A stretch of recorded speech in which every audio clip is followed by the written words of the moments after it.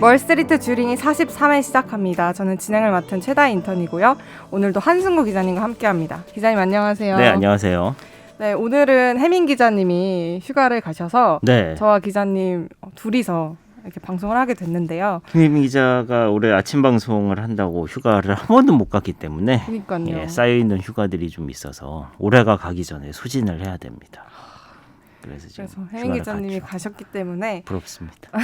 기자님도 가세요. 저는 이제 남은 휴가가 남은 별로 휴가가 없어요. 없으세요? 뭐 이게 중간에 하루 이틀씩 찔끔찔끔 일 있을 때마다 쉬다 보니까 이게 몰아서 갈 수 있는 휴가가 없었네요, 별로.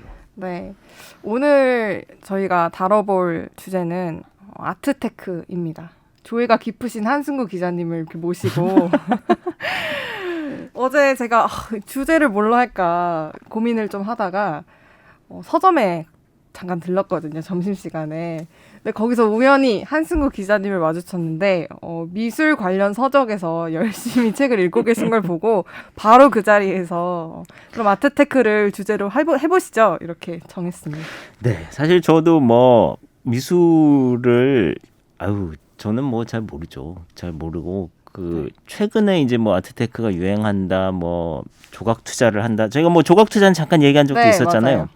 그리고 제 기억으로 제가 멀스트리트 본편의 그 삼성 이건희 회장의 사망과 상속 승계 문제를 할 때 출연해서도 미술품 얘기를 잠깐 한 적이 있었습니다. 맞아요, 하셨어요. 근데 그렇게 이제 뭐 올해 그렇게 몇 번 그 관련된 취재를 할 일이 생기면서 자연스럽게 저도 저게 진짜 뭐지라는 궁금증이 좀 생겨서 조금 더 자세히 미술이 알고 싶어서 어제는 미술사 관련 책을 뒤적거리다가 최다희 PD의 눈에 띄어서 딱 걸리셨어요. 네. 항상 뭐 그냥 얕게 얕게 알고 있다 뭐 이런 식으로 하셨는데 직접 구매도 하셨대요. 뭐요? 그림을요? 그림을 하나 구매하셨다고 최근에. 네, 일단 뭐 한 점 드렸습니다. 작은 거 하나 구하셨다고 한 점 드렸고, 들었는데 렌탈도 한번 해봤습니다. 오, 렌탈도 그러세요? 한번 해봤고, 그래서 이게 저는 사실 그림을 뭐 잘 모르지만 최근에 어떤 뭐 시장의 분위기라든가 요즘에 여기가 어떻게 뭐 돌아가고 있는지라든가 뭐 이런 정도, 아니 정말 이건 뭐라 그래야 되나? 이거 뭐 미리니도 아니고 뭐 미술학 아무튼 그 미술에 관심을 가지게 된 초보가 보기에 요즘에 여기 있는 어떤 분위기인가 뭐 그런 정도. 미리니는 별로 안 예쁘고 약간 아리니? 아트 어린이? 그래서 뭐 저보다 훨씬 더 주의가 깊고 잘 아시는 분들이 혹시 들어주실 수 있겠지만 그런 분들은 그냥 귀엽게 쟤는 저렇게 하구나 보는구나라고 뭐 넘어가 주시면 감사하겠습니다. 네. 그리고 지금 이 미술 시장에 좀 큰 선으로 자리 잡은 세대는 어쨌든 딱 기자님 나이대인 것 같아요. 제 생각에는. 아직까지 MZ는 쌓아놓은 자산이 별로 없고 시드가 적기 때문에 진입 장벽이 좀 높은 분야인 것 같은데요. 그래도 뭐 저희가 다뤘던 조각 투자의 느낌은 오히려 젊은 세대 분들이 훨씬 더 이제 좀 많이 가지시는 것 같고 요즘에는 뭐 이제 나이 드신 분들도 저게 저런 게 있나라고 해서 이제 좀 뒤늦게 조금씩 알게 되는 단계가 아닌가 싶은 생각이 듭니다. 네. 그래서 실수요자 입장에서 오늘 한승구 기자님께서 많은 얘기 해주실 수 있을 것 같아요. 네. 뭐 지난주 댓글은 안 하나요? 해야죠. 지금 좋은 댓글이 많이 달려서 기분 좋으시죠? 그래서 원래 김혜민 기자가 없다 그래서 한 주를 패스를 해야 되나 그랬는데 굉장히 좋은 댓글을 달아주셔서 이게 어떤 기분이야? 억지로라도 해야 되겠다. 어떤 기분이었냐면요. 제가 원래 저희가 그러면 혜민 기자님 안 오시면 뭐 휴방할까요? 이랬잖아요. 그러다가 제가 이 댓글을 보고 어떤 기분이 들었냐면 대학교에서 교수님이 제 이름도 모르고 제가 누군지도 모르고 완전 무관심한 것 같아서 다음 주에는 좀 수업을 째야겠다. 째고 놀러 가야겠다. 이렇게 생각을 했는데 알고 보니까 교수님이 제 이름도 알고 계시고 막 갑자기 막 뜬금없이 막 칭찬을 해주시는 거예요. 그러면 이제 그 출티 계획을 철회하게 되거든요. 약간 그 기분이었어요. 네. 그래서 읽어드릴게요. 자, DKDUD님이 달아주셨습니다. 대선 후보들 부동산 공급 공약 기사로 볼 때마다 왠지 모르게 현실성이 없다는 느낌을 받았는데 그렇다고 어떤 지점을 논리적으로 반박해야 할지 모르고 있었거든요. 한승구 기자님, 원가주택에 대한 논박 지점 자세하고 친절하게 풀어주셔서 감사해요. 인턴분이 어려워요라고 말하자 기자님이 처음부터 다시 쉽게 하시는 부분에선 학창시절 인기 많았던 수학선생님이 떠올랐네요. 오늘 해주신 원가주택 설명을 기사로 써주셔도 좋을 것 같아요. 이렇게 완전 장문의 댓글을 달아주셨어요. 감사합니다. 수학선생님 어릴 때 같다. 꿈이 선생님이었는데. 오, 진짜요? 네, 제가 사범대 진학도 진지하게 고민을 했었습니다. 어떤 과목으로요? 거기까지. 그건 진지한 고민이 아니죠. 일단 근데 DKDUD님께서는 이제 수학 선생님을 떠올렸다고 해주셨는데 제가 수학은 크게 고민하지 않았던 것 같습니다. 수학 과목은 아마 네. 하면은 뭐 사회나 예, 뭐 그런 거를 국어, 사회 뭐 이쪽 천상 문과생이었던가 보네요. 진짜요? 예. 예체능 교사가 더 잘 어울리시는데요. 체육, 미술 이런 거. 그쪽은 뭐 제가 그렇습니다. 되게 감동적이지 않아요? 너무 감사드립니다. 제가 기자님이었으면 되게 감동했을 것 같아요. 예, 감동했어요. 이해해주세요. 기자님이 ISTP셔서. 예. 자, 다음 댓글입니다. 김태영님이 달아주셨습니다. 안녕하세요. 저는 현재 캐나다에 거주 중인 학생입니다. 매주 월스트리트 주린이 방송 듣는 날만 기다리면서 지냅니다. 팟캐스트 너무 잘 듣고 있어요. 항상 좋은 정보 감사드려요. 감사드립니다. 기자님, 저희 해외 진출. 네, 이게 정말 해외에서도 들어주시는 분들이 계시는군요. 네. 이거 무려 진짜... 캐나다에서. 그니까요. 캐나다 가보신 적 있으세요? 네. 오, 어디요? 저는 2010년에 2010년에. 밴쿠버 동계올림픽 할 때 한 달 동안 취재를 간 적이 있었습니다. 그러셨구나. 네. 그래서 그때 김연아 선수. 김연아 선수가 금메달 딸 때. 맞아요. 그리고 스피드 스케이팅에 모태범, 이상화, 이승훈 이 3인방이 처음으로 금메달을 따면서 화제가 엄청나게 됐죠. 그때 스피드 스케이팅 취재를 제가 담당을 했었기 때문에 와, 눈앞에서 대박. 이상화 선수의 첫 금메달을 대박. 전 찜질방에서 봤는데 기자님 직접 가서 보셨구나. 봤죠. 네, 제 평생의 추억이자 자랑거리이자. 진짜 뭐 어떻게든 인연이 있네요. 네. 그렇죠. 억지로 엮기. 예, 캐나다. 네. 감사합니다. 들어주셔서 앞으로도 댓글 많이 남겨주세요. 다음 연님이 남겨주셨습니다. 첫 내 집 마련은 대출 규제는 어떻게 해줘봐라. 네, 저도 공감합니다. 다음 닭발님께서 달아주셨습니다.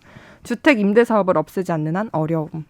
이렇게 남겨주셨어요. 네. 확실히 부동산이 뜨거운 관심사인 건 맞는 것 같아요. 네, 그런 것 같습니다.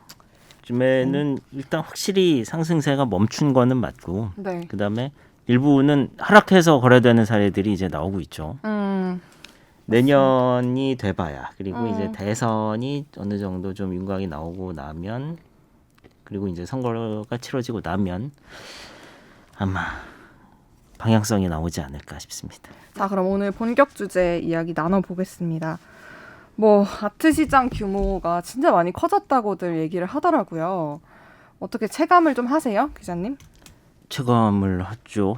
제가 체감을 한다라는 거는 글쎄 이제 저 같은 사람도 관심을 가지게 됐다는 것 자체가 커졌다는 방증인 것 같고, 네. 그리고 올해 이제 한국에서 열렸던 키아프라는 코엑스에서 열리는 큰 네. 미술 행사, 그게 작년에는 코로나 때문에 열리지 않았지만 네. 이번에 열리면서 그때 그 거래된 미술품 금액이 재작년에 열렸을 때보다 2배.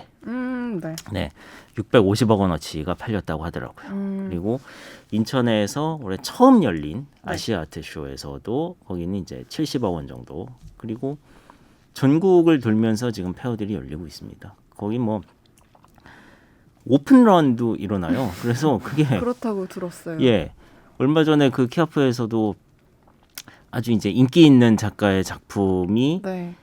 그 현장 구매가 가능하다라는 소문이 퍼지면서 사람들이 문이 열리자마자 막 뛰어 들어갔는데 소동도 있었죠. 가보니까 그 작품이 안 된다 그러니까 아니 된다 그랬는데 왜 안 되느냐 구매가 누구 거 내놔라라면서 이제 소란을 피우는 일도 있었다고. 저도 올해 여름에 7월이었나 8월이었나 서울 옥션에서 제로베이스 경매라는 걸 열었었어요. 네. 거기 갔었거든요. 그거 뭔지 아세요? 제로베이스. 예, 서울 옥션에서 하는 게 몇 가지가 있죠. 네. 예.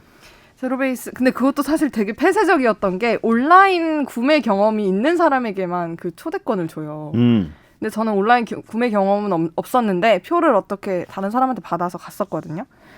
구경을 갔었는데 이제 제로베이스는 말 그대로 경매가 영원에서 시작을 하는 거예요.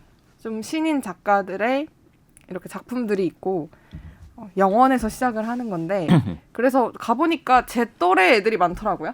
제 또래 2030 요 사람들이 진짜 많았고 저는 그냥 구경만 하러 가야지 해서 갔는데 정신을 차려보니까 어떤 남자랑 경합을 벌이고 있더라고요. 아, 옥션에서 예. 경합을 벌이고 어떤 작품을 두고 그렇게 막 가격을 제가 엄청 올려놓고 빠졌죠. 그럼 작전 세력인가요? 거의 그렇게. 그래서 그 남자가 막 낙찰은 그분에게 됐는데 네. 되게 표정이 안 좋은 거예요. 뭐 어쨌든 예, 그게 뭐 네. 대표적인 그러니까 이 미술품 거래 플랫폼이 여러 가지 있지만 이제 그 옥션도 그 중에 하나죠. 네, 그러니까 맞아요. 경매 지금 최다희 PD가 참여했다는 네, 우리나라 양대 옥션이 이제 K 옥션과 서울 옥션. 맞아요. 서울 옥션은 상장이 돼 있죠. 네. 이 연초 대비 주가가 지금 한 4배에서 5배 정도. 더 들고 오랜 있었어야 되는데 이거. 1년 정도. 잠깐 갖고 있었다고 그러지 않았어요? 잠깐 갖고 있었거든요. 근데 그 잠깐 사이도 엄청 올랐어요. 아. 그래서 제가 이거는 다 반영이 됐다 이러고 이제 더 올라갈 기미가 보이지 않는다 하고 팔았는데 그 이후에 완전 엄청 올랐죠. 보니까 서울 옥션이 이게 그 NFT 테마 최근에 이제 메타버스 맞아요. NFT 테마가 있었는데 거기로 분류가 되면서 이제 맞아요. 또 자금이 더 들어간 측면도 있더라고요. 그 직전에 팔았거든요. 이 옥션이 보통 그 미술품을 판매를 하는 입장에서 네. 혹은 이게 뭐 판매하거나 살 수도 있겠지만 파는 사람한테는 한 10% 낙찰가의 10% 정도 수수료를 받고 네. 사는 사람은 뭐 금액에 따라 다르지만 대체로 서울 옥션, K 옥션 같은 경우에는 15에서 20% 정도 수수료를 냅니다. 낙찰가에. 그러니까 옥션은 중간에서 그 거래 수수료를 양쪽에서 낙찰가의 한 30% 정도를 수입으로 얻게 되는 구조죠. 그래서 거래가 많이 나고 고가의 작품들이 많이 나오고 그러면 이제 수익이 많이 나는. 근데 서울 옥션 같은 경우는 그 전통적인 형태의 이런 경매 말고도 자체적으로 이제 그 작가와 계약을 맺고 한정 수량의 판화를 제작해서 판다든가 네. 아니면은 뭐 아까 그 미술품 조각 투자 플랫폼도 만들어서 운영을 맞아요. 하고 그래서 상당히 좀 사업을 다각화를 했던 것 같고 그리고 여기가 이게 뭐 같은 회사는 아니지만 큰 그룹사로 보면은 우리나라 아주 대형 갤러리도 하나 소유를 하고 있습니다. 어디가요? 서울 서울 옥션이. 옥션이. 예, 가나아트라고 하는 굉장히 큰 갤러리하고도 연관이 있어요. 그게 우리나라 최초로 설립된 갤러리 아닌가요? 그건 모르겠네요. 그래요? 예, 다 연관이 돼 있죠. 그래서 거의 미술로 할 수 있는 사업은 거의 지금 다 하고 있다. 네, 여기 자료를 보니까 특히 서울 옥션은 그 올해 6월에 열렸던 미술품 경매에서 낙찰 총액이 243억 원을 기록을 했는데 이게 2008년 금융위기 이후 최대치의 결과라고 합니다. 미술 시장이 거의 뭐 10년 만에 네. 호황이다라고 얘기를 하시더라고요. 근데 가만히 보면 그 한국화, 동양화 쪽은 거의 가격 상승이 없었어요. 예. 그런데 이제 뭐 서양화, 예. 그다음에 뭐 단색화, 뭐 이런 현대 미술 이런 쪽들이 요즘에 굉장히 가격 상승이 크고 단색화는 여전히 인기인가요?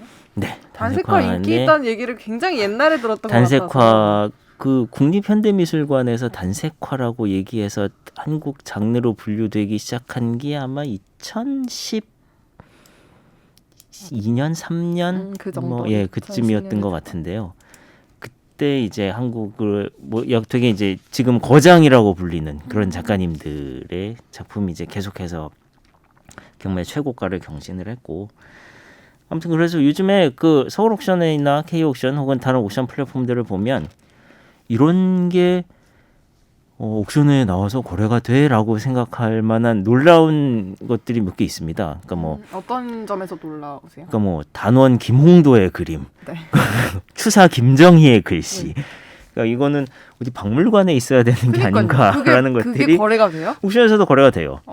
유찰도 되고요. 물론 이게 미술 사적이나 역사적으로 가치가 이제 박물관에서 소장할 만큼은 아니기 때문에 이제 민간 분야에서 거래가 되는 걸 수도 있겠지만, 제가 옛날에 그냥 미술을 잘 모르던 그냥 학교에서만 배우던 수준에서 들어봤던 분들의 것들도 뭐 시장에서 활발히 지금 출품이 되고 있다.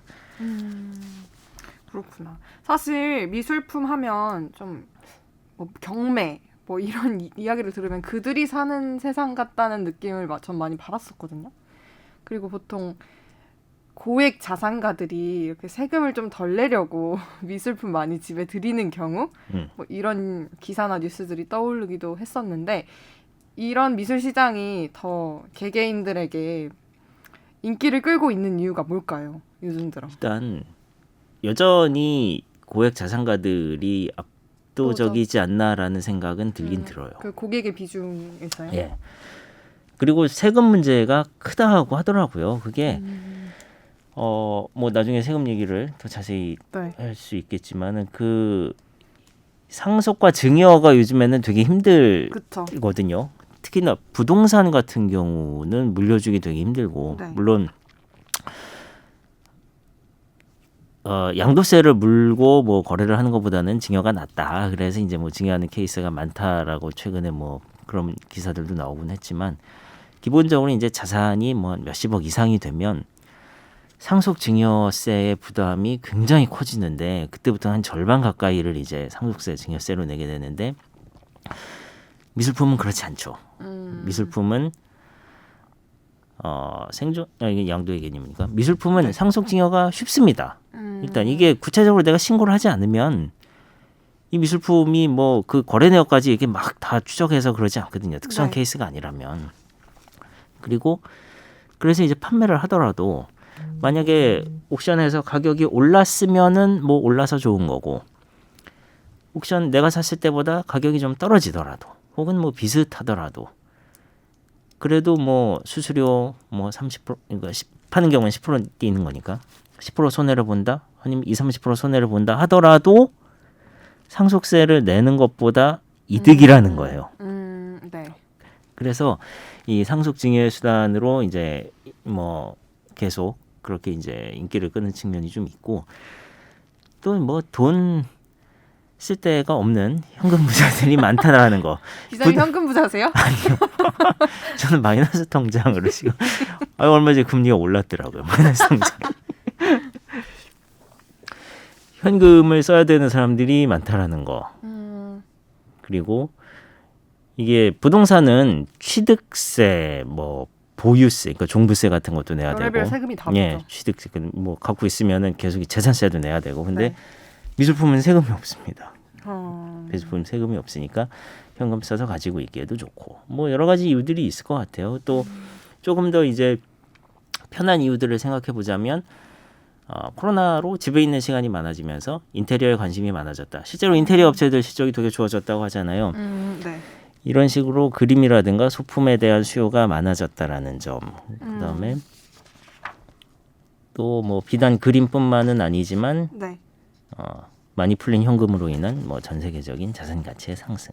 뭐 요 정도 아닐까요? 이게 뭐 미술 시장이 커지고 있다고 하는데, 이게 국내에서만 적용되는 분석이 아니라 전 세계적으로 미술 시장이 커지고 있다고. 지금 그런 상황이라고 합니다. 특히 뭐 젊은 세대들의 그 거래 비중이 높아졌다고 하는데, 물론 아주 이제 소수의 부자들일 수도 있겠죠. 그리고 이제 물론 최근 들어 이제 조각 투자로 해서 자금들이 조금씩 모이고 있긴 하지만, 어쨌든 지금은 우리나라뿐만 아니라 전 세계적인 화랑이다.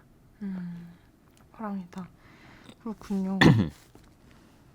뭐 여쭤보려고 했는데 까먹었다. 그래서 여러 가지 일들이 생기고 있어요. 예를 들면 뭐 아까 서울 옥션이 오른 것 중에 NFT 테마를 탔다고 말씀을 드렸는데 이게 아직 잘 모르잖아요, 사람들이. NFT가. 예. 대체 왜 미술품이 NFT가 가능한 거면 저러면은 보통 이제 전통 예전부터 수집을 하고 거래를 하셨고 또 잘 모르는 저 같은 사람들이 보기에는 그림은 그래도 걸어 놓는 게 있어야. 근데 NFT는 그게 이제 그 디지털 작품이라고 했을 때 그건 이제 뭐 누가 그렇게 얘기하더라고. 야, 그러면은 뭐 어디든 이제 핸드폰에서도 볼 수 있고 뭐 집에 모니터나 TV로도 볼 수 있고 하는데 그거는 이제 내게 아니어도 그건 다 할 수 있는 건데 지금도. 근데 모르겠어요. 이거는 내 거라는 그 소장이 주는 뭐 그런 의미가 있는지는 모르겠습니다만. 네. NFT가 어쨌든 최근에 굉장히 핫하게 떠오르고 있고 네. 되게 이제 논쟁의 지점도 많이 생기는 것 같아요. 그 이건용이라는 분 되게 유명한 작가십니다. 한국에서 거의 나이가 한 7순 뭐 넘었을까요? 뭐 8순쯤 되시는 분인데 이분의 작품을 모 업체가 NFT로 만들어서 팔겠다라고 했는데 작가분이 반발을 했죠. 작가분이 아니 왜 내 허락도 없이 그걸 NFT로 만들어? 라고 얘기를 했는데 그 업체에서는 아니 이게 작가님의 그림이 아니고 작가님이 그림을 그리는 모습 그 사진 내지는 영상 이걸 NFT로 만들어서 파는 거다라고 얘기를 했는데 그 부분은 아직 이제 정확하게 정리가 안 된 걸로 알아요. 다만 얼핏 생각하기로는 작가님이 등장을 하는 거기 때문에 그거는 꼭 그 작품의 저작권이 아니라 어떤 그 작가의 뭐 초상권 내지는 뭐 본인이 어쨌든 등장하는 부분이라고 하니 그래도 작가의 동의가 있었어야 하지 않느냐라는 생각도 들고 그분이 더군다나 몸으로 이렇게 막 표현을 하는 뭐 그런 활동을 하셨던 분이라 그런 부분이 작업을 하는 모습이라면은 그 자체도 또 작품으로 볼 수 있지 않을까라는 생각은 들고 여러 가지 지점이 있습니다. 되게 좀 그래도 연세가 있으신 화가분들은 NFT를 별로 안 좋아하시는 분위기인 것 같아요. 저번에 기사님이 박서보 씨도 네, 박서보 반대하셨다고 화백도 그분도 같은데. 본인의 SNS를 통해서 그런 말씀을 하신 적이 있죠. 박서보 작가분의 거기는 이제 판화도 지금은 뭐 수백만 원, 거의 1,000만 원대에서 거래가 되고 있는데 그분도 내 작품은 뭔지 모르겠는데 이걸 NFT로 뭐 발매를 해서 하는 거는 뭐 있을 수 없다 뭐 이런 식의 말씀을 한번 남기신 적도 있고 근데 박서보 작가의 작품 보면 그게 이제 꼭 박서보 작가뿐만 아니라 이 작품들을 직접 보면 그 작품들의 질감 내지는 재료가 주는 뭐 입체감이나 뭐 이런 게 되게 있잖아요. 그래서 그게 디지털로 어떻게 잘 보일 수 있을까라는 그런 고민은 있어요. 그러니까 뭐 아주 그러니까 뭐 그 팝아트 내지는 이제 뭐 카툰스러운 뭐 그런 요즘에 또 인기가 많지만 그런 작품들이라면은 그래도 어느 정도 이 모니터로 보는 게 괜찮을 것 같은데 이게 직접 봤을 때 어떤 그런 감동이 오는 작품들이 또 있는데 그게 디지털화하는 게 가능할까라는 생각도 들고 그렇습니다. NFT는 진짜 극명하게 나뉘는 것 같아요. 반응이. 그래서 이게 그것도 이세돌 씨와 알파고의 대국에서 그 이세돌 씨가 이겼던 그 신의 한 수라는 그 바둑이 NFT화 됐거든요. 근데 이세돌 씨는 너무 좋아하시더라고요. 그 이길 때 그때. 그쵸. 알파고를 이겼던 그 신의 한 수를 NFT화 했는데 그건 이세돌 씨가 너무 막 좋아하는 반응을 보이셨었던 기억이 나요. 저도 뭐 그거는 잘 모르겠어요 진짜. 그게 근데 왜냐면 진짜 제가 그 NFT 봤거든요. 네. 근데 진짜 하나도 안 예뻐요. 하나도 안 예쁘고 막 그냥 그렇게 예쁘다는 느낌은 받지 못했지만 어쨌든 사람에 따라서 뭐 이게 다 감수성의 차이겠죠. 근데 감수성의 차이에 따라서 뭐 이걸 좋아하시는 분도 별로 좋아하지 않으시는 분도 계시는 것 같습니다. 네. 그래서 저는 이건 가치가 있어라고 많은 사람들이 생각하면 그건 그냥 자산이 되는 거니까요. 예, 저는 뭐 그렇게 만들어지고 거래되는 거는 뭐 있을 수 있다고 생각해요. 근데 저는 NFT도 그 사람들의 그 미술품에 대한 관심이 커진데 분명히 기여한 측면이 있는 것 같아요. 있는 것 같고요. 제 주변을 보면 뭐 구매로까지 사실 이어지는 경우는 많이 없는데 그래도 좀 관심은 많이 갖고 있는 것 같다. 뭐 저는 이렇게 좀 그림을. 체감을 합니다. 예. 네. 그림에 대해. 제가 그림을 그러니까 뭐 우리가 보통 그림을 살 때 그림 어디 가서 사야 되는 거야라고 이제 생각을 하지만 뭐 갤러리라고 하는 네. 거기가 이게 갤러리가 결국에는 이제 그림 파는 가게죠. 그림 파는 가게고 네. 거기 들어가서 이 가게는 무슨 그림을 가지고 있나 둘러보고 거기서 이제 마음에 들면은 얼마인지는 물어봐야 됩니다. 얼마인지 물어보고 깎아줄 수 있느냐 물어보고 네. 이게 의외로 할인이 되는 경우가 많습니다. 갤러리나 그럼 작가분과 좀 그렇게 얘기를 하는 거예요? 디스카운트에 대해서? 그거는 이게 어떻게 되냐면 미술 시장은 작품을 하시는 작가분이 계시고 네. 근데 작가분이 뭐 요즘 젊은 작가분들은 그 SNS도 굉장히 많이 하십니다. 인스타에 본인 작품 사진도 올려놓고 뭐 작품 활동하는 자기가 그리는 모습을 올려놓기도 하고 그러면서 뭐 작품 의뢰 문의는 DM 주세요. 뭐 이렇게 쓰면은 이 DM 보내면 이제 작가한테 개인적으로 의뢰를 하는 경우도 있어요. 맞아요. 네. 네. 그렇게도 하거나 아니면은 말씀드린 대로 갤러리를 통해서 구매를 하거나 아니면은 아까 말씀드렸지만 뭐 키아프라든가 아니면 22일부터 그 성탄절 끼는 그 주말까지 코엑스에서 또 열립니다. 서울 아트페어가. 뭐 그런데 아트페어에 가면은 굉장히 많은 갤러리들이 팔릴 것 같은 그림을 들고 와서 홍보를 하죠. 많은 부스를 이제 각자 차지를 해놓고 사람들을 호객을 하면서 갤러리에 계신 분들도 있고 아니면 이제 작가분들이 직접 나와서 하시는 경우들도 많고 그렇게 이제 그림을 사는데 갤러리를 통해서 사면은 보통 수수료가 또 그게 우리가 지불하는 그림값에 대략 한 30-40% 정도는 갤러리 몫이 됩니다. 많게는 한 50% 정도까지도. 그리고 그 나머지가 이제 작가한테 가죠. 근데 그 갤러리가 거기도 어쨌든 뭐 사무실 임대료도 내야 되고 직원들 월급도 줘야 되고 운영비 한남동 이런 데 있잖아요. 운영비가 들기 때문에 그런 데는 월에 얼마씩 낼까요? 운영비가 들기 때문에 그게 이제 갤러리 수입으로 돌아가고 나머지는 이제 작가님들이 가져가시는 그렇게 되죠. 그게 가격은 뭐 천차만별인데요. 우리나라는 이제 호당 가격을 주로 봅니다. 그게 캔버스 크기를 가지고 이게 뭐 5호짜리 캔버스, 10호짜리 캔버스 뭐 이렇게 부르는데 통상 10호짜리라고 하면 그러니까 캔버스 크기도 이게 인물형이냐 풍경형이냐에 따라서 이제 가로 세로 비율은 좀 다른데 대충 한 가로 세로 40-50cm 정도가 10호 사이즈라고 보면 됩니다. 액자를 끼우면 조금 더 커지겠죠. 그리고 갓 대학을 졸업했거나 대학원을 졸업하면 호당 한 5만 원에서 6만 원, 7만 원 정도까지. 그러니까 10호 그림이면은 호당 뭐 6만 원이다. 그러면 60만 원. 20호 그림이면은 120만 원. 뭐 그런 식으로 가죠. 근데 이게 100호 이상 가면 집에 걸기는 이제 약간 꽉 차는 느낌이 들기 때문에 그 위로 가면은 통상 이제 호당 가격은 조금 내려가는 경향이 있고 작은 소품들은 호당 가격이 약간 비싼 경향이 있고 그렇습니다. 물론 정말 대가의 반열에 오르신 아주 인기 있는 중견 작가님들의 경우는 뭐 호당 가격이 그렇게 큰 의미가 있지는 않고요. 그렇군요. 그래서 저희가 이렇게 사람들이 많이 사잖아요. 관심을 갖고 산단 말이죠.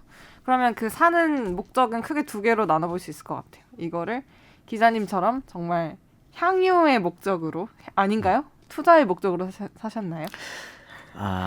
그게 딱 이렇게 반반? 이게 뭐 딱 한쪽으로 얘기하기도 어렵고 비율로 얘기하기도 어렵고 오르면 좋겠지만 안 올라도 난 내가 좋으니까 좋아라는 어떤 그쵸. 개인 방어 기제도 작동을 하는. 그건 향유인 거죠. 그렇다고 이게 뭐 당장 팔 생각이 있다거나 뭐 그러진 않고요. 그렇죠. 그렇게 향유하시는 분과 그러니까 컬렉팅을 하시는 분과 이걸 정말 철저히 투자의 수단으로 보고 조각 투자나 이런 데 뛰어드는 투자 목적으로 분들과, 컬렉팅을 하시는 분들도 많더라고요. 예. 그렇게 아예 두 개를 다 섞어서. 예. 그리고 뭐 그 영역이 이렇게 딱 나는 정말 이 그림이 너무 좋고 인생 그림이고 난 대대손손 물려줘야지라고 생각하는 그림도 물론 있을 수 있고요. 또 사람의 취향이 어떻게 될지 모르기 때문에 그쵸. 나는 지금 이게 좋아서 샀지만 이게 몇 년 지나고 나니까 뭐 좀 별로인 것 같아라고 하면 그때 내놓을 수도 있는 것이고 물론 그 별로라는 게 이제 정말 내 취향이 변해서 그런 것인지 네. 그림값이 안 올라서 별로라고 느껴지는 것인지 그거는 알 수 없지만 뭐 그렇게 갖고 있다가 이제 뭐 내놓을 수도 있는 거고 근데 이게 말씀드렸다시피 이제 판매할 때 수수료라는 부분이 무시할 수 없는 수준이기 때문에 거래 비용을 생각하면 단타를 하기에는 좀 어렵지 않을까. 단타는 진짜 어렵죠.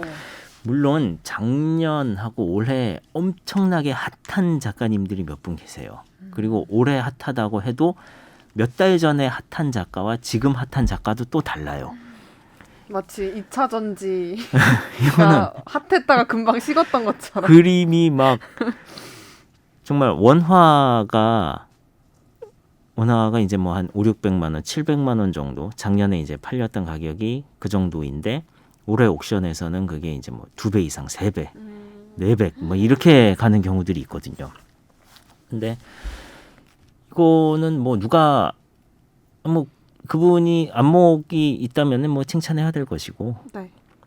뭐 아니면 운이 좋으신 것이고 최근에는 그런 작가님들의 판화도 굉장히 인기가 많은데 제가 아까 10시 반에 시도를 해보지 않았습니까? 맞습니다. 예. 10시 반에 한승우 기자님이 아주 핫한 작가님의 판화가 오늘 풀린다고 해서 열린다고 해서 제가 열심히 시도를 했는데 핸드폰이 굉장히 버벅대다가 이거는 제가 바로 결제 취소된. 제가 보니까 이거는 PC방 가서 인터넷식에 띄워놓고 진짜 수강 신청하듯이 해야 됩니다. 이게 팔리고 나면 얼마 전에도 이 사이트에서 이런 식으로 판화가 몇 점 이제 순식간에 솔드아웃된 경우가 있었어요. 네. 며칠 지나면 중고나라에 바로 올라옵니다. 그렇구나. 180만 원에 판매된 제품이 210만 원 정도에 올라와 있더라고요.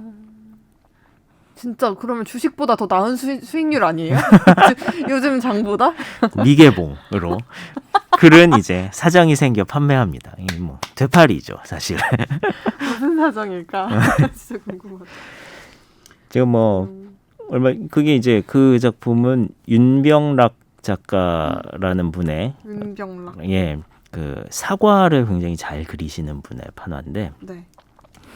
중고나라에 그렇게 올라와 있더라고요. 근데 프린트 베이커리 잠실점에 가면 그 오프라인에 재고 있으니까 중고나라에서 그렇게 온라인에선 솔드아웃이라고 나오는데 지난 주말에 가보니까 오프라인은 재고 있더라고요. 한번 전화해 보시면 중고나라에서 사지 마시고 중고나라에서 사지 마시고. 굉장히 딜러 같으신데요? 근데 저는 뭐 부흥기다, 유례 없는 부흥기고 너무 뜨겁다 이렇게 하는데 전 세계 수준에서 봤을 때 아직까지 너무 작은 게 아닌가 싶은 생각이 들었거든요.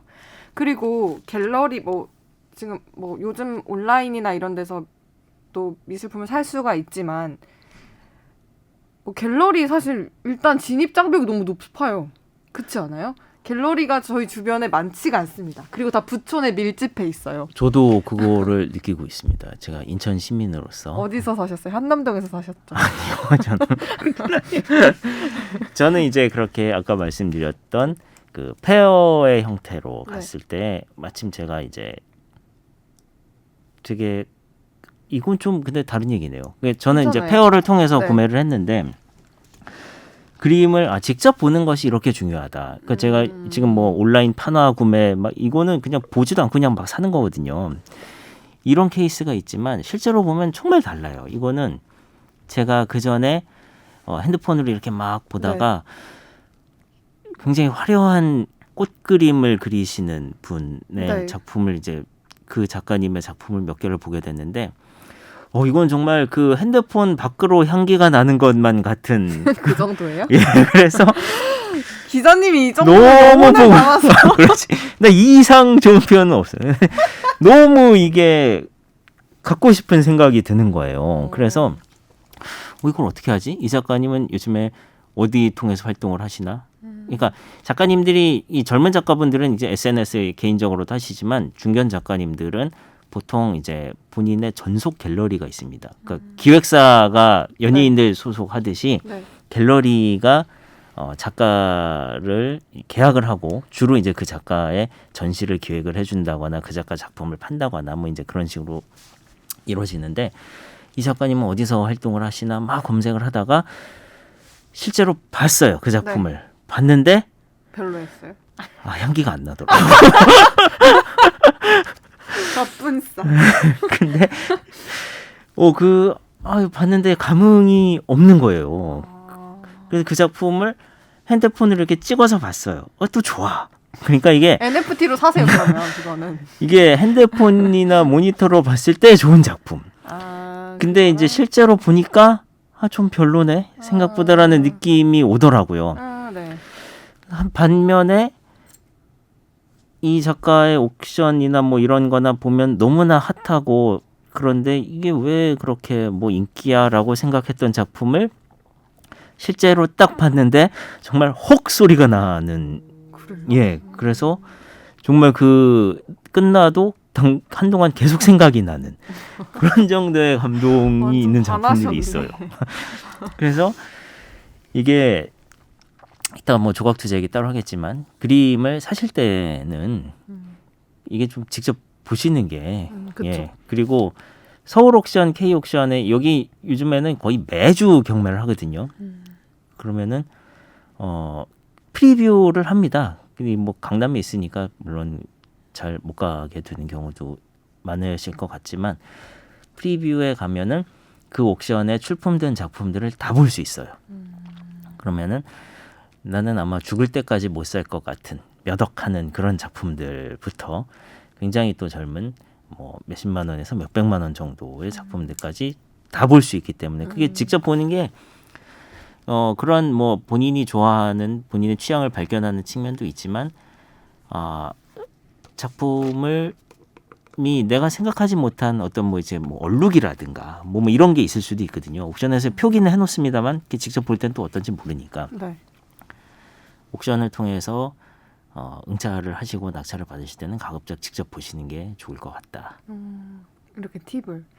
저는 그래서 그러려면 갤러리가 더 많아져야 되고 부촌에 밀집되어 있는 게 좀 더 여러 곳으로 퍼져야 된다라고 저는 생각을 해요. 근데 여전히 저는 미술 시장 하면 폐쇄적이라는 느낌을 많이 받아요. 제가 아까 제로베이스 경매 말씀드렸지만 그것도 뭐 누구나 참여할 수 있는 게 아니라 온라인에서 구매 이력이 있는 사람들에 한해서만 그렇게 열어놨었잖아요. 이거 자체가 부흥기다, 뭐 열풍이다라는 거에 일부 동의는 하지만 그러기엔 여전히 미술 시장이 너무 폐쇄적이다. 이게 뭐 미술 시장의 특징일 수는 있어요. 그런데 조금 이 폐쇄성을 깰 필요가 있다라고 저는 생각을 했습니다. 네, 사실 그 시장이 더 커지려면 네. 물론 고액 자산가들도 그렇지만 일반 대중들 그리고 네. 이제 저변이 넓어져야 사실 그것도 이제 가능하거든요. 시장이 커지고 어쨌든 그 안에서 수요응급이 이루어지고 계속 새로운 작가들이 나오고 스타 작가들이 나오고 하려면 그런 면에서는 그래도 요즘에는 이제 조금씩 좋아지고 있지 않나. 물론 온라인 기반이긴 하지만 네. 제가 아까 그 그림을 한 점 가지고도 있고 렌탈도 했다고 말씀을 드렸잖아요. 네, 그거 다시 반납하셨어요?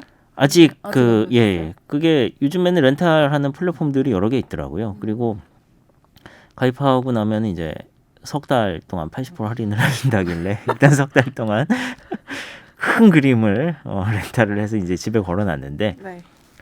그것도 어쨌든 집에 걸어둘 생각이 있다 그러면 이게 뭐 우리 집에는 잘 어울릴라나 뭐 색깔이나 크기나 뭐 여러 가지 보려면은 뭐 한 달에 몇만 원 정도 들여서 렌탈을 해보시는 것도 처음에 경험은 한번 해볼 수 있지 않을까. 맞아요. 그리고 진짜 뭐 내가 대학생 신분에서 뭐 그림을 어떻게 사겠어 싶은데 사실 저렴한 가격대에서 형성된 제품이 아니라 작품들도 많더라고요. 많죠. 네. 예.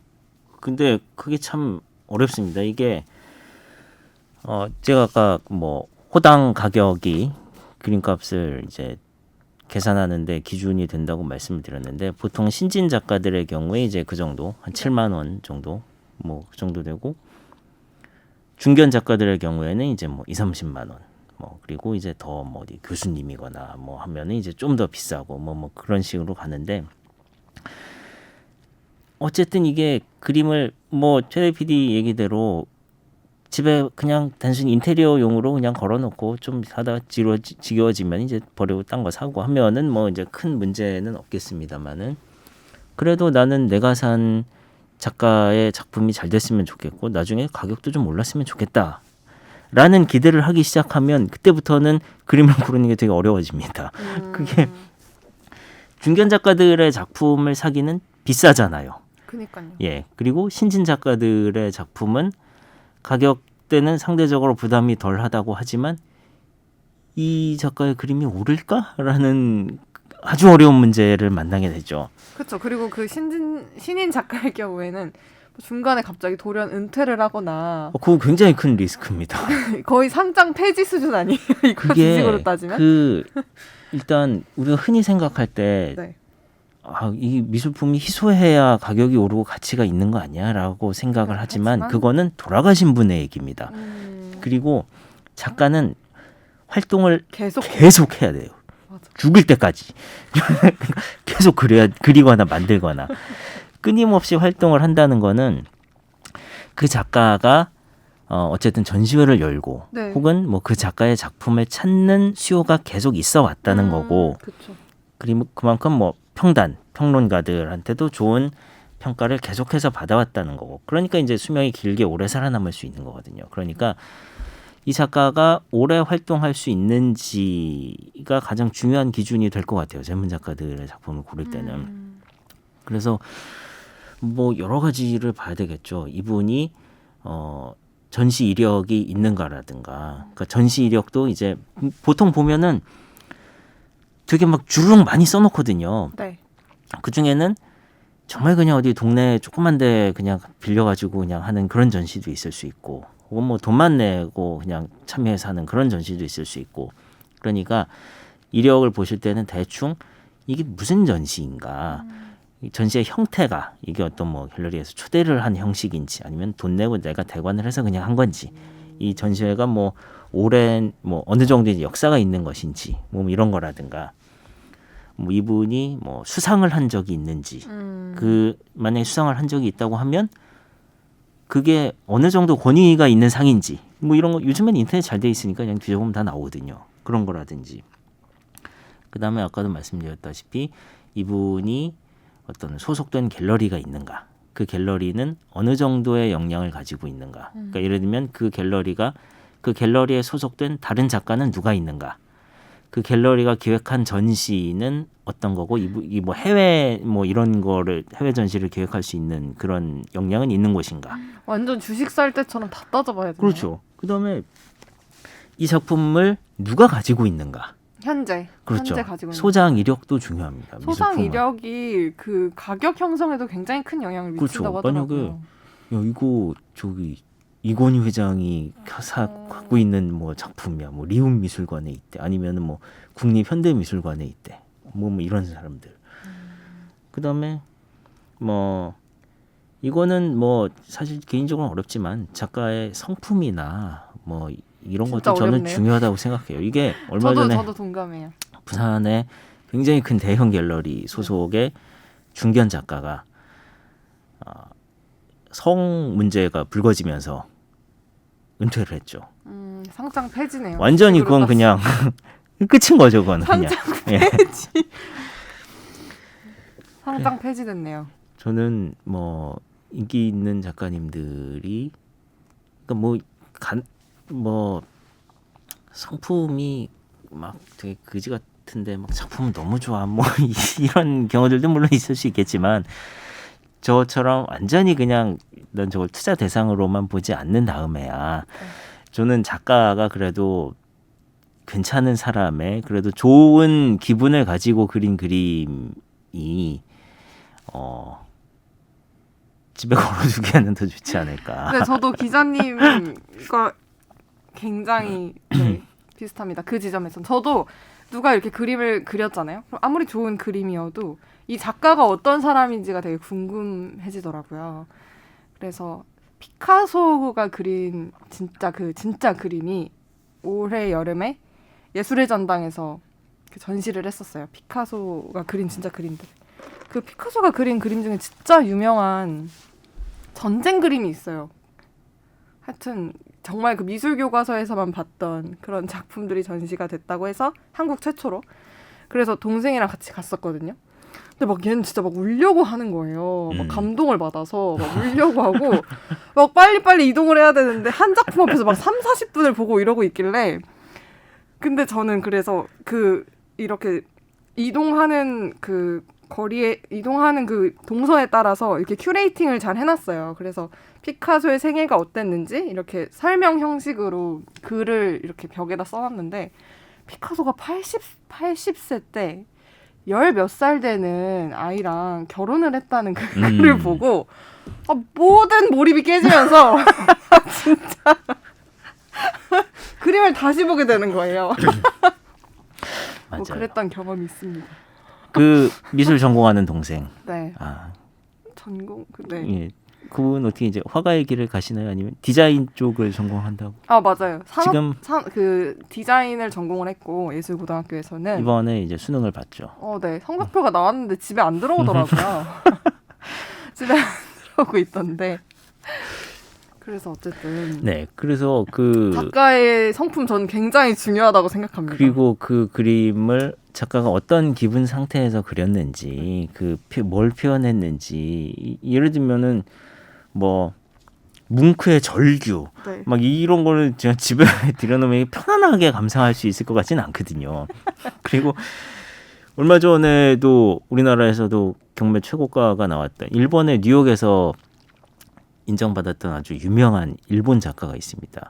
야요이 쿠사마라는 호박 그림, 네. 이게 땡땡이 무늬가 막 있는 호박 그림. 환 공포증이 있어서 그거 보면 예. 약간 그렇던데. 네, 그분도 연세가 한 80, 90 뭐 이렇게 됐을 거예요. 근데 그 동그라미가 본인의 어떤 그런 강박과 뭐 이런 거를 이제 예술적으로 표현해냈다는 뭐 그런 평가를 받고 있던데. 그래서 저는 뭐 그 판화도 막 수천만 원씩 하거든요. 근데 그분의 그림을 집에다 이렇게 걸어놓으면은 뭔가 편안할 것 같은 느낌은 안 들어요. 그거 누가 사가요 그러면? 그거 사간 사람들이 있을 거 아니에요. 물론 저와는 또 다른 생각을 가지신 분들, 그게 어떤 미술사적, 예술사적 가치라든가 혹은 뭐 그런 의미, 뭐 또 어쨌든 뭐 자산으로서의 가치, 뭐 여러 가지 이유들이 있겠죠. 다만 취향은 뭐 제 취향은 그쵸? 아니더라. 그래서 다행입니다. 그게 제 취향이 아니어서.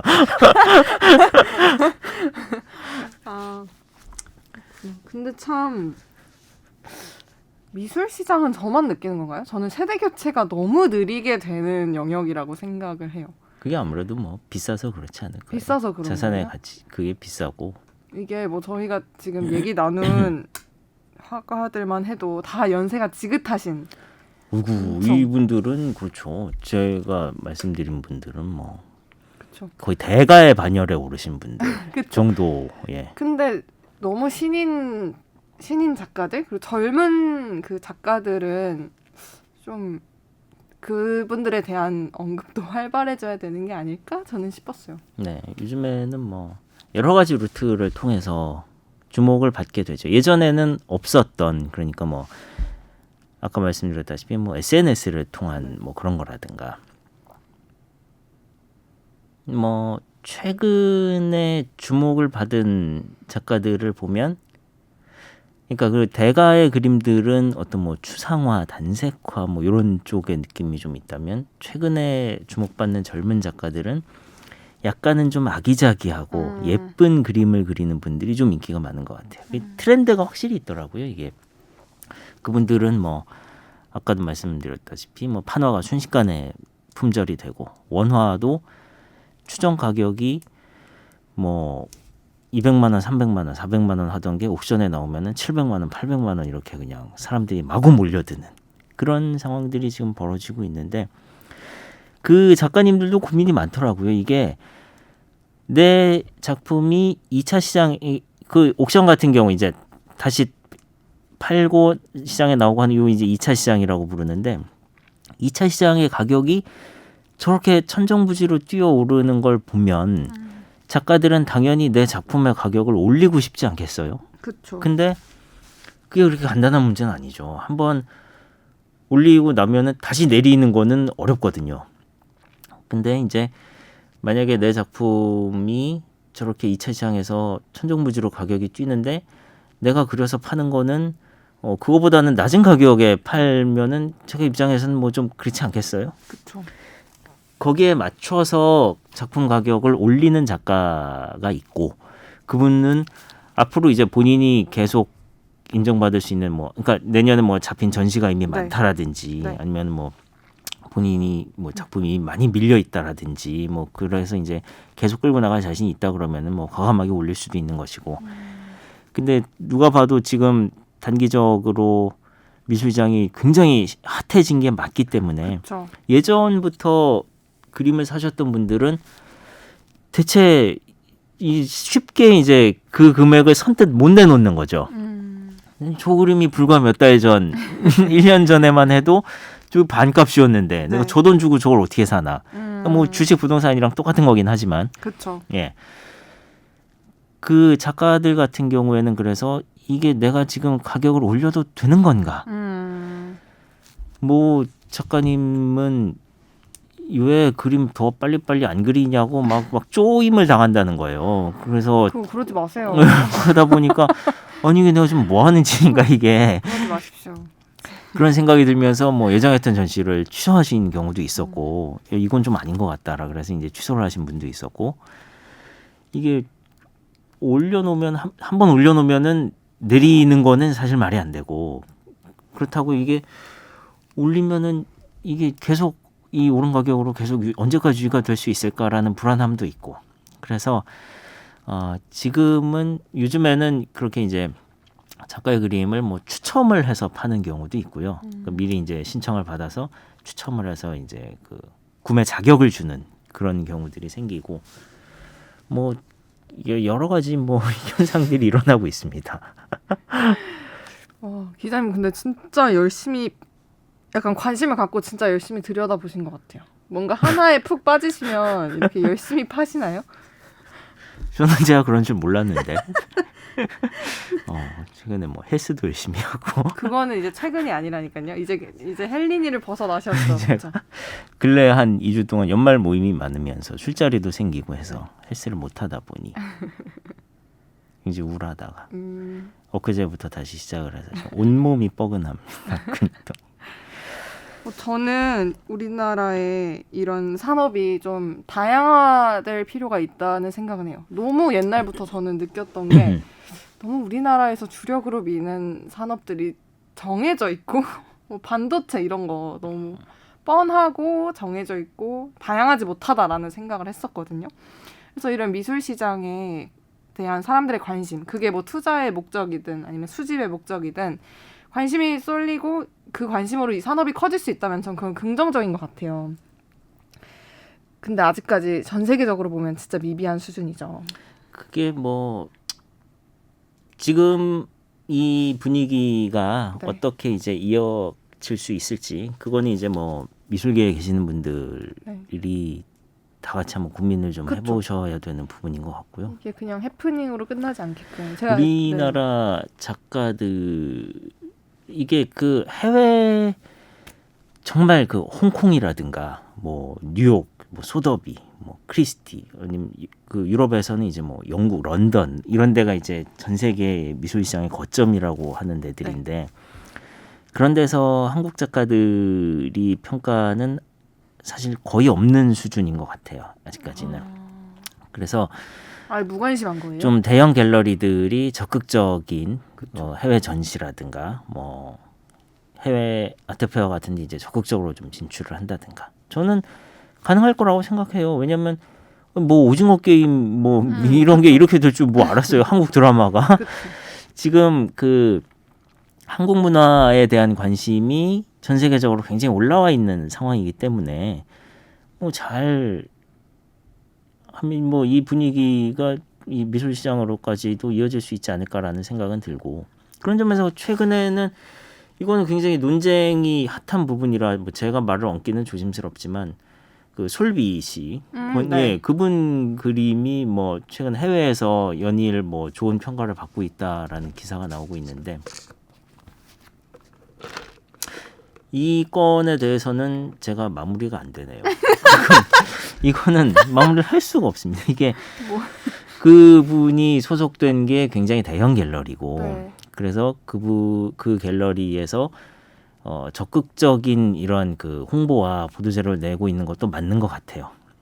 근데 이제 기존 미술계에 계시는 분들 입장에서는 아니 저게 저렇게까지 무슨 뭐 대단한 그러니까 물론 예술이라는 게 저 사람이 꼭 서울대 홍대 미대를 나와야 되고 뭐 그런 건 아니지만 그러면 저 사람이 어쨌든 성과라고 내세우고 있는 것들이 진짜 저게 성과라고 볼 수 있는 건가라는 데 대한 의문을 지금 기존 미술계에선 던지고 있는 것이고 반대편에서는 아니 그게 아닌데 너는 되게 아직도 그 기득권적인 시각을 벗어나지 못하고 있다. 분명히 해외 활동을 활발히 하고 있고 그분 작품은 옥션에서는 꽤 높이 거래가 되고 있습니다. 최근에도. 맞아요. 뭐 그렇게 지금 뭐 논쟁이 붙어 있는 상황이죠. 최근에는 뭐 그래서 저쪽에서 무슨 뭐 소송을 하네 마네 뭐 그런 얘기까지 나오고 있던데 그렇기 때문에 저는 여기까지만 소송을 한다고 하니 네? 네? 소송의 결과는 지켜봐야겠죠.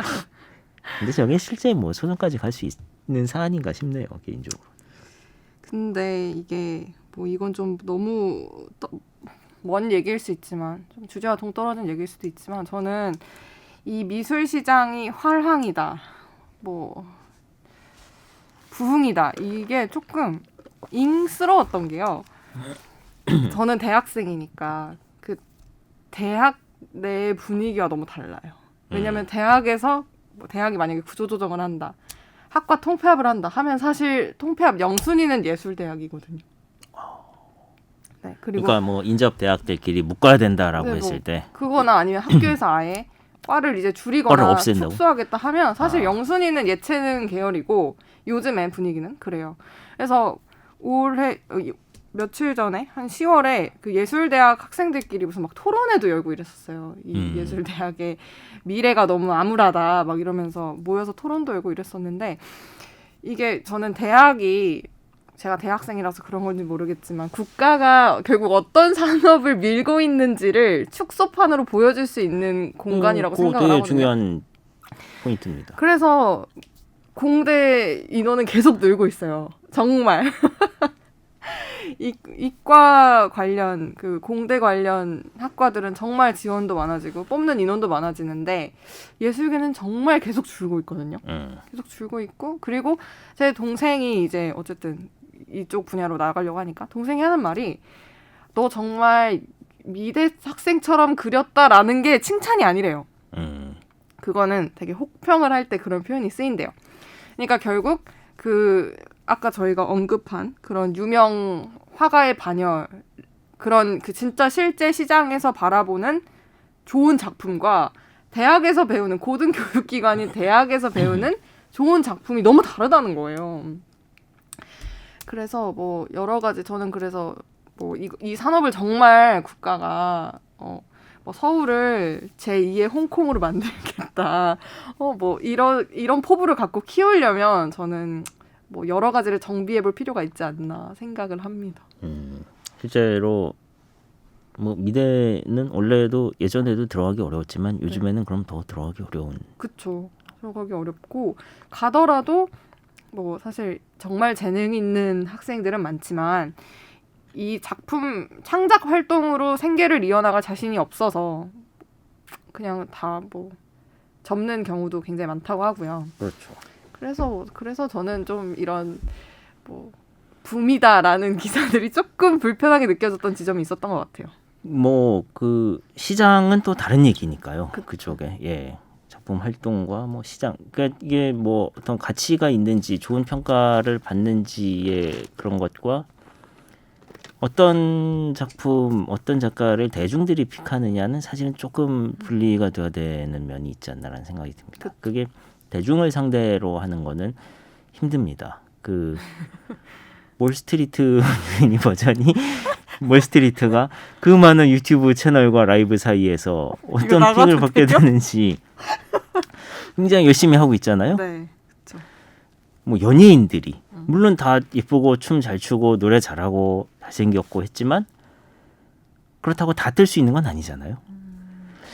뭐 이런 사람들의 기호나 취향이 반영되는 것은 정말 정말 이건 정말 예측하기 힘들죠. 근데 유튜브는 뭔가 판이라도 커졌잖아요. 그 바닥이 커졌잖아요. 근데 미술은 진짜 아직까지 이 바닥이 너무 저는 좁다는 생각을 많이 했어요. 그래서 그냥 규모의 경제로 좀 커질 필요가 있지 않을까. 어떻게 뭐 지금 최근 들어서 어쨌든 예전에는 잘 볼 수 없었던 그리고 시장에서 크게 이제 취급받지 못했던 뭐 NFT나 렌탈이나 뭐 새로운 형태의 어떤 사업들이 도입이 되고 있으니까 물론 이 와중에는 더 가치가 뛰는 스타 작가들이 생겨날 것이고 뭐 이 안에서도 어쨌든 이 갈라지겠죠. 그 위아래 양극화는 심해지겠지만 한편으로는 또 가능성도 어느 정도는 예전보다는 루트는 다양해질 수 있지 않을까. 뭐 그런 생각을 해보게 됩니다. 뭐 NFT 조각 투자를 통해서 이제 작품 근데 이거는 정말 제가 아까 뭐 작품을 직접 보는 게 좋다라고 말씀을 드렸지만 조각 투자는 그 작품 일부는 갖는 거잖아요, 그렇죠? 네. 일부는 갖는 건 갖는 거지만 뭐 집에 그만한 걸 걸어두기는 좀 어려운 것이고 그냥 내가 소유하고 있다. 걸어둘 공간이 없어요, 기자님. 그만한 조각이면 걸어둘 수 있지 않을까? 그럼 걸어둬서 뭐해요? 조각이면. 요즘에 그 조각끼리도 이제 거래할 수 있는 거잖아요. 오, 그렇죠? 네, 맞아요. 그것도 이제 생겼어요. 그 조각도 시세가 있는 것이고 네. 중간에 거래가 되면서 모든 게 이제 자산화, 금융화 돼 가고 있는 현상입니다. 그러니까 그것도 진짜 저는 뱅크씨 저번에 네. 얘기해 주셨지만 뱅크씨가 그 그린 그림이 경매에서 낙찰이 됐는데 그게 바로 이렇게 파쇄가 됐었잖아요. 뱅크씨가 그 어떤 퍼포먼스를 기획하고 계획했던 게 이 그림을 투자의 대상으로만 보는 어떤 그런 현실을 비꼬고 싶었다라는 의도로 그런 낙찰되자마자 그림이 일부가 파쇄가 되는 그런 걸 계획했던 건데 그게 더 가격이 뛰었어요. 그 후에 우리나라에도 그 김정수 화백이라는 김정수라는 작가분이 계신데 기사님 모르는 분이 없어요. 다 되게 유명하신 분들입니다. 그분이 약간 이제 뭐 밥그릇처럼 생긴 바구니 같은 그 얼핏 멀리서 보면은 되게 그냥 분홍색 밥처럼 생겼는데 가까이서 보면 그게 밥이 아니고 진달래 꽃인 거예요. 그 그림의 100호 사이즈, 100호면 캔버스 100호면은 대략 가로 세로가 한 160, 120 정도? 160cm요? 예. 제 키만한 거네요. 그렇죠. 그걸 어디다 굉장히 대형 그림이에요. 진짜 크다. 그 그림을 태웠습니다. 낙찰 됐는데요? 낙찰이 되는 건지 모르겠네요. 그냥 본인 소장인지, 본인이 그리고 예. 태웠어요? 예, 저는 그렇게 알고 있는데 그 그림을 태우셨죠. 그리고 나서 이 그림은 이제 NFT로 존재한다라고 이제 말씀을 하셨죠. 근데 거기에 대해서 정말 새로운 시도다. 뭐 우리나라도 이제 NFT 미술에 어떤 중요한 사건이 생겼다라고 보기도 하지만 뭐 그냥 단순한 이벤트로 보기도 하고 굉장히 또 저게 유행한다니까 하는 거 아니야. 돈의 어떤 속물적인 뭐 그런 걸로 보는 아주 전통적인 시각을 가지신 분들도 계시고. 그렇죠. 그게 몇 달 전에 있었던 일인데 아무튼 뭐 그 NFT권으로 화제가 된 사건이었고요. 이게 그 조각 투자는 물론 그렇진 않겠지만 네.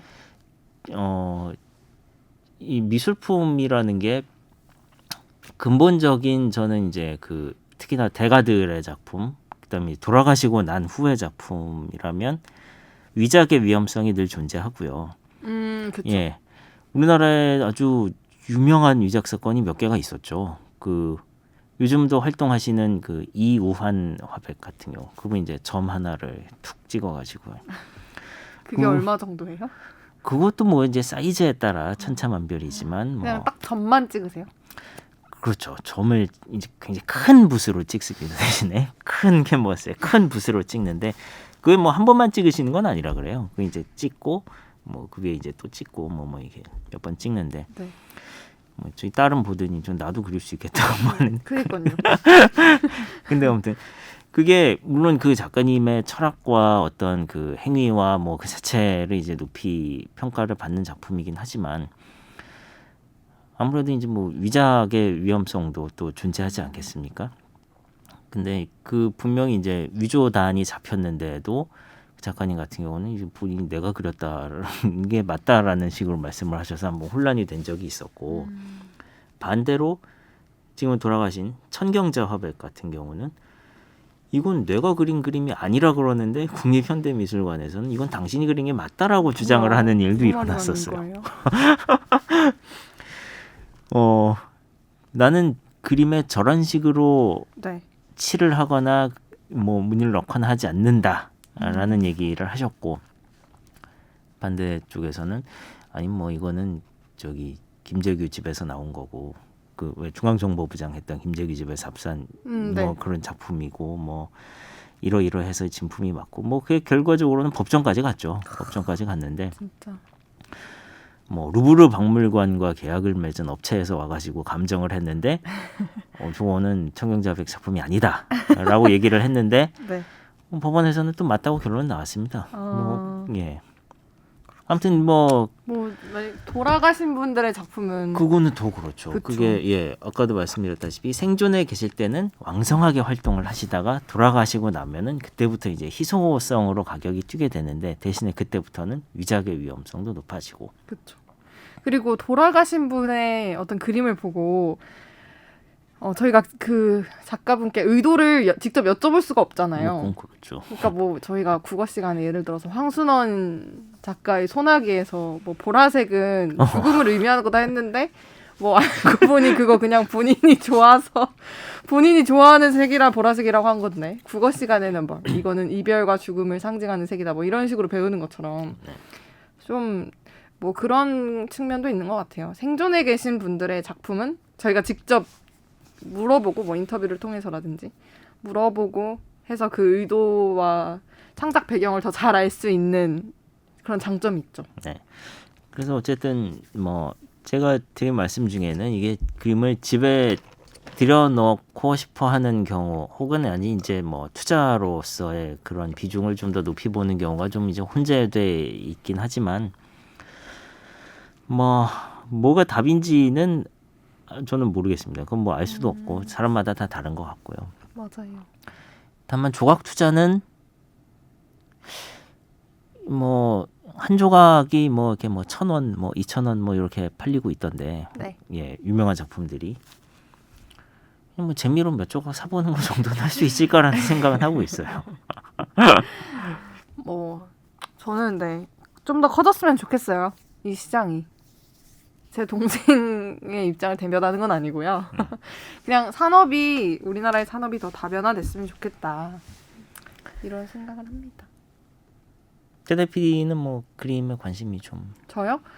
저는 근데 옛날에 초등학교 때 한두 달 정도? 경매사가 되고 싶다는 생각은 한 적이 있어요. 경매사.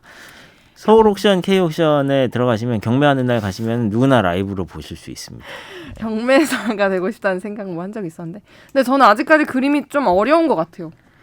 그림은 참 어려운 것 같아요. 그러니까 저는 좀 정적인 것을 많이 어려워하는 것 같아요. 동적인 거가 좀 더 이렇게 익숙하고 막 몸으로 막 뛰고 막 이런 네. 거. 차라리 경매사 하니까 생각이 나는데 최근에 저희가 이제 뭐 서울 옥션, K 옥션 얘기를 했지만 네. 그 배우 이광기 씨도 네. 그분이 또 미술에 굉장히 진짜요? 관심이 많고 본인이 작품을 하시기도 하시고 그런 분들 되게 많아요. 그 그분이 특이한 거는 유튜브 채널에서 경매를 하시던데요. 제가 말씀드렸잖아요. 언제요? 인스타도 그렇고 유튜브도 그렇고 그렇게 라이브로 경매하시는 분들 많으세요. 아, 많아요? 네. 저는 보고 되게 놀랐거든요. 제가 말씀드렸잖아요. 언제요?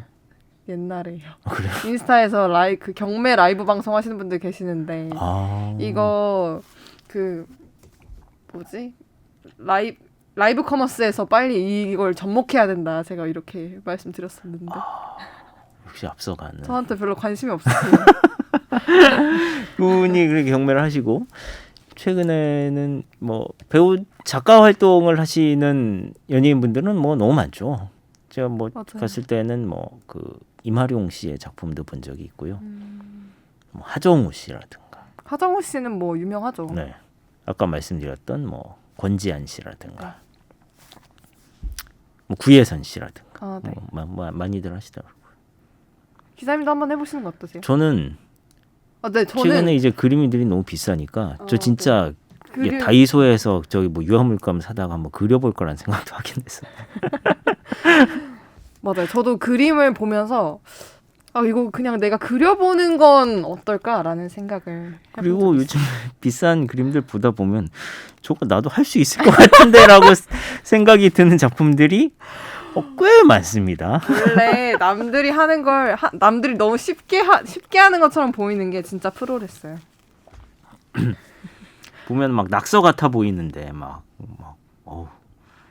그런 거는 그냥 한번 해볼 수 있지 않을까. 네, 한승구 기자님과 오늘 기자님 완전 큐레이터 같으셨어요. 기자님의 재발견인 것 같아요. 저 기자님 너무 늘 무미건조한 반응에 저 오늘 무미건조하죠. 가끔 AI가 아니실까 이렇게 좀 의심한 적이 있었는데 오늘 보니까 감수성이 문화예술적 감수성이 되게 풍부하신 것 같다는 생각을 개인적으로 했습니다. 네. 뭐라고 말 좀 해보세요. ISTP 성향과는 어떻게 매치가 되는 건가요, 이거는? ISTP요? ISTP가 하나에 꽂히면 그것만 미친 듯이 파는 유형이에요. 그쪽에서. 노래도 본인이 원하는 것만 듣는. 맞아요? 제가 뭐 요즘은 좀 그렇지 않지만 노래 하나에 꽂히면은 그냥 하루 종일 그 노래만 반복해서 그쵸. 듣는. 근데 보통 ISTP가 성격과 달리 신나는 노래를 좋아한대요. 맞아요? 좀 신나는 노래가 좋아요. 오, 이것 봐요. MBTI는 과학이라니까요. 제가 예전 제대하고 나서 플라이 투 더 스카이를 한참 좋아했을 때. 그거 국악 아니에요? 국악 밴드? 아니, 저 환희하고 브라이언 플라이 투 더 스카이. 그건 국악 밴드가 연주한 곡이다. 잘못 알았어요. 그렇게까지 오래된 분들이었나요? 플라이 투 더 스카이가? 그분들 좋아하시구나. 그 분들 노래를 제대하고 나서 이제 그때 이제 한창 그 윈도우에 뭐 지뢰 찾기 뭐 이런 게임이 유행할 때 몇 시간씩 하면서 그 노래를 틀어놓고 반복으로. 그때 한 며칠 그렇게 하고 나니까 이 노래는 정말 솔직히 내가 걔들보다 더 들었겠다 생각이 좀 그 정도 이제 듣고 나서 이제 쉬었던 것 같네요. 오늘 되게 근데 저는 되게 몰랐던 걸 많이 알았어요. 정말 이게 구매가 그렇게 간단한 게 아니구나라는 생각이 드네요. 고를 때. 네. 고르는 저는 게. 되게 쉬울 거라고, 그러니까 이 정도로 따져볼 게 많은 줄은 미처 몰랐어요. 이제 뭐 정말 앞으로를 보고 사겠다라고 하면은 그 정도는 이제 준비를 좀 해야 되지 않을까라는 생각이고요. 그게 아니고 정말 나는 그냥 내 즐거움만을 위해서 사겠다라고 하면은 그거는 또 그게 맞는 굉장히 수많은 작품들이 있습니다. 이미 현역에서 활동하시는 뭐 수만 명의 작가분들이 계시고 시중에 유통이 되고 있는 수만 점의 그림들이 있고 보다 보면은 저도 몰랐던 제 취향을 알게 되더라고요. 근데 그건 맞아요. 많이 보면 볼수록 취향은 생긴다고 하더라고요. 그런 것 같더라고요. 그렇군요. 네, 오늘 한승구 큐레이터님과 함께 아트테크가 어떻게 이루어지고 시장 분위기 어떤지 짚어봤습니다. 기자님 감사해요. 네, 감사합니다. 다음 주에는 김혜임 기자가 나오겠죠? 그렇죠. 예. 네, 저희는 오늘 방송 여기서 마치겠고요. 다음 주에 또 다른 주제로 찾아뵙겠습니다. 감사합니다. 감사합니다.